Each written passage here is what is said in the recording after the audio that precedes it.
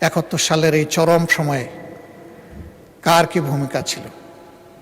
আল্লাহ তাআলা তার নিখুঁত, পূর্ণাঙ্গ, একমাত্র সাক্ষী। সম্মানের জাতি গঠন করতে পারি। মাননীয় স্পিকার, আমাদের এই অঞ্চল দুইবার স্বাধীন হয়েছে। 47-এ একবার, 23 বছর পরে আবার মহান মুক্তিযুদ্ধের মধ্য দিয়ে দ্বিতীয়বার। আমি মহান মুক্তিযুদ্ধে যারা দেশ এবং জাতির জন্য বীরত্বপূর্ণ ভূমিকা রেখে লড়াই করেছিলেন, তাদের সকলের প্রতি গভীর শ্রদ্ধা নিবেদন করছি। এই সময় যে রক্তক্ষয়ী যুদ্ধ হয়েছে, এই যুদ্ধে যারা নেতৃত্ব দিয়েছিলেন তাদের অনেকেই দুনিয়া ছেড়ে চলে গেছে। আমি তাদের সকলের আত্মার মাগফিরাত কামনা করছি এবং আল্লাহ তাআলার দরবারে আল্লাহ যাতে তাদেরকে শহীদ হিসাবে কবুল করেন সেই জন্য দোয়া করছি। দেশ স্বাধীন হয়েছে, বুক ভরা আশা নিয়ে মানুষ চেয়েছিল যে এই দেশটা একটা মানবিক দেশ হবে, সমাজের সর্বক্ষেত্রে ন্যায় বিচার সুপ্রতিষ্ঠিত হবে এবং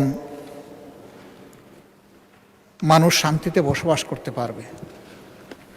কিন্তু স্বাধীনতার পরে অনেকটা হয়েছিল তার পুরোটাই উল্টা। মানুষের ম্যান্ডেটকে অস্বীকার করার কারণে যে যুদ্ধটি অনিবার্য হয়ে উঠেছিল, জনগণের রায়কে সম্মান দেখাতে ব্যর্থ হওয়ার কারণে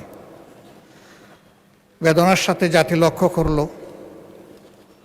দেশের শাসক এবং শাসকেরা সেটাই ভুলে গেলেন। তাদের শাসন ক্ষমতার এক পর্যায়ে এসে বহুদলীয় গণতন্ত্রকে হত্যা করে তারা একদলীয় বাকশাল কায়েম করলেন। এই বাকশাল কায়েমের ইতিহাসও খুব বেদনাদায়ক। সংসদে আমি জানি না 73-এর যে সংসদ গঠিত হয়েছিল, আজকের এই সংসদে সেই রকম কোনো সদস্য উপস্থিত আছেন কিনা আমার ধারণা নেই। এই সংসদ মাত্র 7 মিনিট আলোচনা করে বহুদলীয় গণতন্ত্রকে হত্যা করেছিল এবং একদলীয় বাকশালের জন্ম দিয়েছিল। এর মধ্য দিয়ে দেশের তখনকার বিদ্যমান সবগুলা রাজনৈতিক দলকে নিষিদ্ধ ঘোষণা করা হয়েছিল। এমনকি আওয়ামী লীগ এতটা বেপরোয়া হয়েছিল যে আওয়ামী লীগ নামে তারা নির্বাচন করে 70 এবং 73 সালে ক্ষমতায় আসলো, তারা স্বয়ং আওয়ামী লীগকেও নিষিদ্ধ ঘোষণা করল। 75-এর পট পরিবর্তনের পর ক্ষমতার ধারাবাহিকতায় মরহুম প্রেসিডেন্ট জিয়াউর রহমান, আল্লাহ তাআলা তাকে শাহাদতের উত্তম মর্যাদা দান করুন, তার হাতে নিঃসন্দেহে বহুদলীয় গণতন্ত্র ফিরে এসেছে, যার সুফল পরবর্তী পর্যায়ে জাতি পেয়েছে এবং আজকের পার্লামেন্টও সেই ধারাবাহিকতারই অংশ।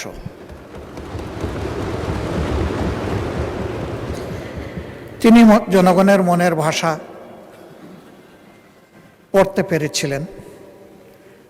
এই জন্যে তাকে যখন নির্মমভাবে খুন করা হলো, তখন দুনিয়া থেকে বিদায় নেওয়ার সময় তিনি ইতিহাসের বিরল সম্মান নিয়ে বিদায় নিয়েছিলেন। আমরা তখন মেডিকেল কলেজের ছাত্র, আমরা দেখি নাই উনি কোন দলকে প্রতিনিধিত্ব করতেন। আমরা দেখেছি উনি জনগণের ভালোবাসার প্রেসিডেন্ট ছিলেন। এই জন্যে আমরা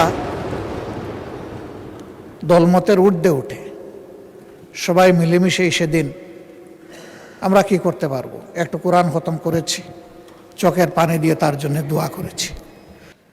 এরপরে তার ইন্তেকালের পরে বাংলাদেশ আবার অস্থিরতার মধ্যে ঢুকে এবং ক্রমান্বয়ে সেই অস্থিরতার মধ্যে দিয়েই জাতি চলছে।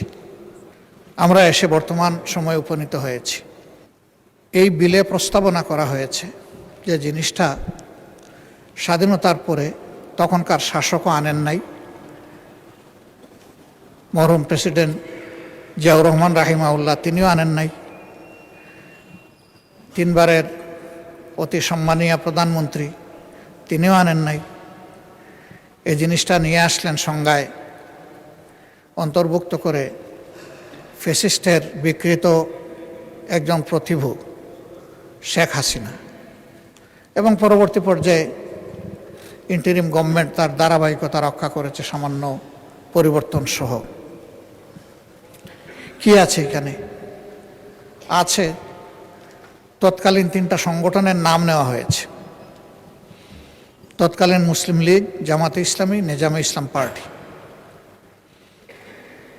পাক সেনাবাহিনীর সাথে আরও কিছু অ্যান্সিলারি ফোর্সের সাথে 3টা রাজনৈতিক দলের নাম এসেছে, এবং বর্তমান উপস্থাপনায় বা প্রস্তাবনায় তৎকালীন এই 3 সংগঠনের কথা বলা হয়েছে। আল্লাহ ভালো জানেন 71 সালের এই চরম সময়ে কার কি ভূমিকা ছিল। আল্লাহ তাআলা তার নিখুঁত পূর্ণাঙ্গ একমাত্র সাক্ষী। বাকি আমরা যারা আছি তারা আংশিক সাক্ষী, কিন্তু আল্লাহ তাআলাই পূর্ণাঙ্গ সাক্ষী। আমরা চাই প্রিয় বাংলাদেশ রাজনীতির সুস্থ ধারায় জনগণের প্রতি দায় এবং দরদ নিয়ে, দেশের প্রতি ভালোবাসা নিয়ে এই দেশে প্রত্যেকটি রাজনৈতিক সংগঠন তার কার্যক্রম পরিচালনা করুক। 1979 সালে পলিটিক্যাল পার্টিজ রিভাইভাল অ্যাক্টের মধ্য দিয়ে স্বয়ং আওয়ামী লীগও আবার তাদের পুনর্জন্ম হয় বাংলাদেশে, এবং সে সময় যে কয়টি দল ছিল তারা সকলেই রাজনীতি করার এই সুবিধাটুকু বা তাদের অধিকারটুকু তারা ফিরে পান। আমরাও সেই সময় ফিরে পেয়েছি। এই জন্য আল্লাহ তাআলার কৃতজ্ঞতা আদায় করার পাশাপাশি যে মহান ব্যক্তি এই উদ্যোগ নিয়েছিলেন তারও কৃতজ্ঞতা আমরা আদায় করছি। আমরা কখনো এটা ভুলে যাইনি, ভুলে যাব না। আমরা সেই দায় দরদ ভালোবাসা নিয়েই 79 সাল থেকে বাংলাদেশে আমাদের রাজনৈতিক সাংগঠনিক কর্মকাণ্ড পরিচালনার চেষ্টা করছি। আগামীর দিনগুলোতেও আর জাতিকে বিভক্ত নয়, বরঞ্চ ঐক্যবদ্ধ করে আমরা যাতে একটি মাথা উঁচু করে দাঁড়ানো সম্মানের জাতি গঠন করতে পারি, সব দলের এটি হোক অঙ্গীকার।